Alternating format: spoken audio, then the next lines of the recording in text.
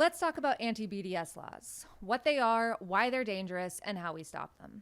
My name is Abughazaleh. I'm a Palestinian American running for Congress in the 9th District of Illinois, and here in Illinois, as well in states across the country, politicians have passed laws that punish people who boycott Israel. This means that if you choose not to buy certain products or your business takes a political stance, the government can deny you contracts or force you to sign a loyalty pledge. This is not for boycotting American goods, by the way, just Israel. In 2015, Illinois became the first state in the country to pass a law like this, inspiring many that have happened since. BDS stands for Boycott, Divest, and Sanction. It was a movement that was used to protest the apartheid regime in South Africa. Essentially, people make an effort to not engage with companies that force people from their homes or participate in a genocide. And it's free speech. But the law that was passed in Illinois requires the state to maintain a government blacklist of businesses that engage in BDS, specifically boycotting Israel. It also directs the Illinois Investment Policy Board to not just identify these companies, but force state pensions, which go to public employees like teachers, for instance, to divest from those companies. That means that money is being taken from our state pensions from companies. That means that money is being taken from our state pensions because often American companies chose to boycott Israel. This law also restricts state agencies from contracting with certain foreign-owned companies. Ironic, right? And yeah, this is screwed up already on the surface, but it's also blatantly unconstitutional. The Supreme Court made it very clear in the NAACP versus Claiborne Hardware Company that political boycotts are free speech. And that precedent didn't come with an exception clause for certain companies, certain viewpoints, or certain countries, including our own, by the way. Anti-BDS laws have lots of repercussions, but there are two that I really want to highlight, especially in this moment. Number one, the government is maintaining a political blacklist for people and businesses that hold certain viewpoints about foreign affairs. Number two, if the government can make a political blacklist for one viewpoint today, they can make another one for an entirely separate viewpoint tomorrow. Which is why I'm saying all of this not as a Palestinian person, but as a human being that cares a lot about civil rights. This affects all of us, and it never stops here. Now, some of my opponents will say they oppose BDS because they're trying to fight anti-Semitism. That is dishonest to say the least.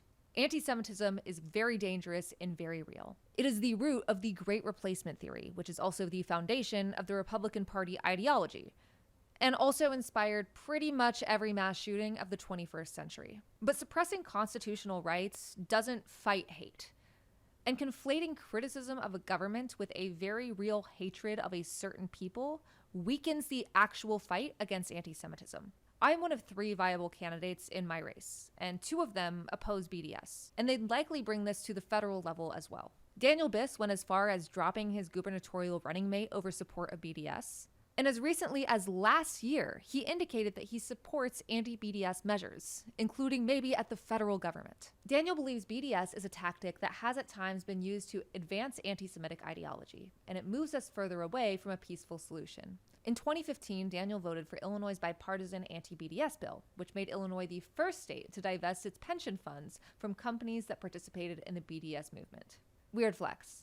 He will continue to oppose BDS as a member of Congress, while also opposing efforts to criminalize free speech or political activity. Weird how those last 2 points seem diametrically opposed to each other. I'll give you a hint why. It's because they are. And then, of course, Laura Fine, my other viable opponent, is only able to stay in this race in the first place because of support from AIPAC. So yeah, I don't think she'll do the right thing here. I know this is kind of a controversial position to take, but I do believe in civil liberties. I believe in equal protection under the law. And I believe that in a free democracy, the government doesn't get to suppress political beliefs with a blacklist. A blacklist which exists to facilitate a genocide by shielding Israel from any economic accountability. But there is good news. In Illinois here, State Representative Abdelnasser Rashid has been leading the fight to repeal this law. It's been kind of messy and fast moving, so at the time that I'm recording this, I'm going to encourage you to go to ilchr.org/slips. This takes less than a minute, and any Illinois resident can do it. You're basically just putting your name down to say that you support repealing anti-BDS legislation. But also at the time of recording this, it seems that AIPAC is trying to do everything they possibly can to keep this from actually getting to the floor for a vote. They realize that the people who oppose anti-BDS legislation actually outnumber the people who support it. Weird how that works. But no matter what happens by the time we actually put this out, even if the bill is killed, because yeah, it might be killed this time, but it's going to come back over and over and over again until we can actually stand for free speech. I know that State Representative Abdelnasser Rashid will make sure of that. In this moment, more than ever, we need political leadership that recognizes and respects free speech, that protects public employees, and that doesn't engage or support political blacklists. And most importantly, we need leaders that will stand up to fascists, that won't facilitate a genocide, and that will protect every one of their constituents, no matter their opinions. Thank you so much for watching, and see you on the campaign trail.